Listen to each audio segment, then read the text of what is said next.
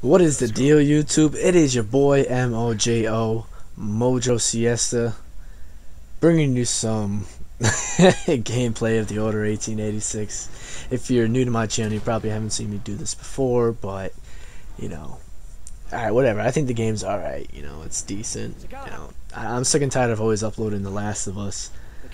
Someone on the PlayStation told me that I've been doing that way too often. Said I'd probably get more subscribers if I just dedicate the whole thing to, you know, gameplay of The Last of Us, but, you know, so I'm trying to stay away from that. Anyways, today is part 2 of the topics roundup, topics that really stand out to me, whether if it's as far as YouTube or if it's, you know, the media. So I'm gonna try to get into this more and more. You know, and like my rants, once in a while I'll throw out a rant, and, you know, now I want to throw out, you know, topic roundups instead of doing a video every day about one thing. So, you know, let's get this video going. So today I want to start off with the two big fighting games. Now, Killer Instinct may not be as big as Street Fighter is, which is the second game I'm going to be talking about, but I think the game's been picking up a name for itself and definitely has been liked by the fighting genre of the Xbox One community. So, you know, I can't ever count that out. So we just heard that maybe the Xbox One version of Killer Instinct, I don't know, it was weird the way they said the whole thing, but they said Killer Instinct Season 2 is running at 90 frames per second, which is why the what's it called, you know, frame rate was so smooth for online. Now, I don't know if this is true, because the devs said it, and devs have lied before. For an example, the Wii U version of Project Cars has been cancelled officially, and so, you know, the devs lied about that. So, not to piss anybody off, to a few of my Xbox subscribers, I'm not here to say that it's not 90 frames per second. I'm just saying something like Digital Foundry or Eurogamer, I would like to see a analysis from them first for me to believe it. I have to believe it. I have to see it to believe it. And like any other game, it gets analysis by Digital Foundry. So why should this be any different? So hopefully that comes out soon enough before I start running around saying the game is, you know, 90 frames per second.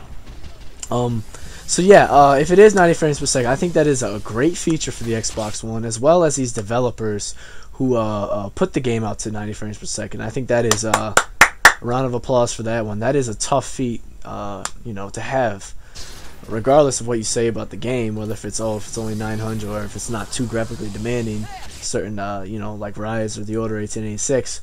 But you know what I'm saying, it's still 90 frames per second is great to have, absolutely. So there's that. Also, what was I gonna say? Oh yeah, Street Fighter 5. Now, the only reason why I'm bringing up Street Fighter 5 is people have been getting their beta codes, by the way. I don't know when the beta starts though, but, you know, I like to, you know, say, hey, you know, Capcom's giving people beta codes, which is cool for people who have gotten pre-order Street Fighter 5 to see if they still want to have it.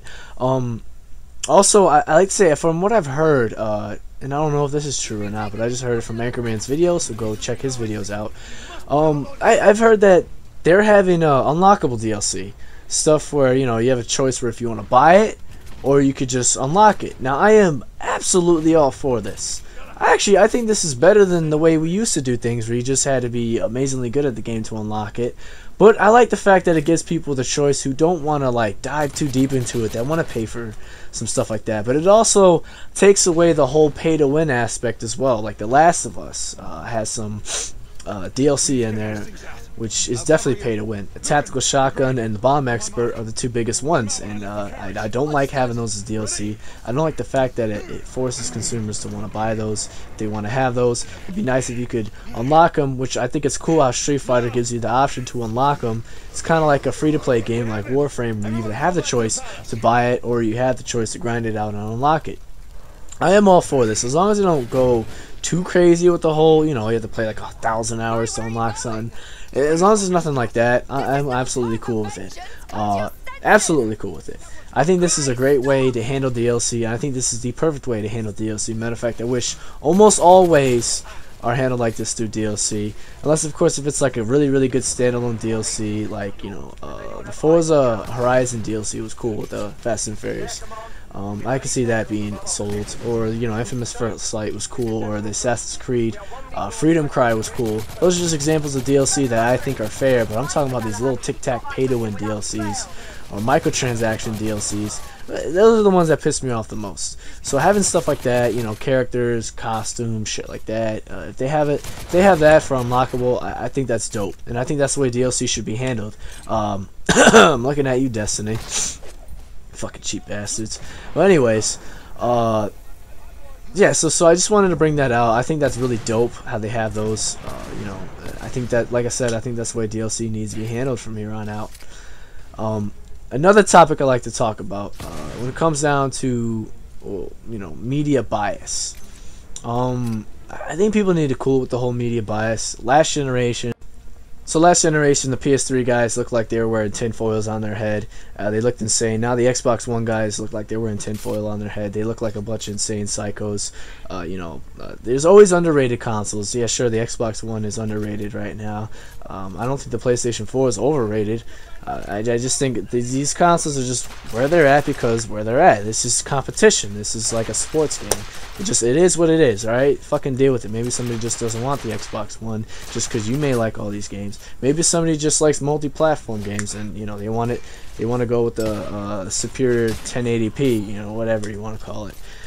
You know, it's just the way how it is, guys. You know, don't, you know, for the Xbox guys, because this whole media bias thing is really coming into play now.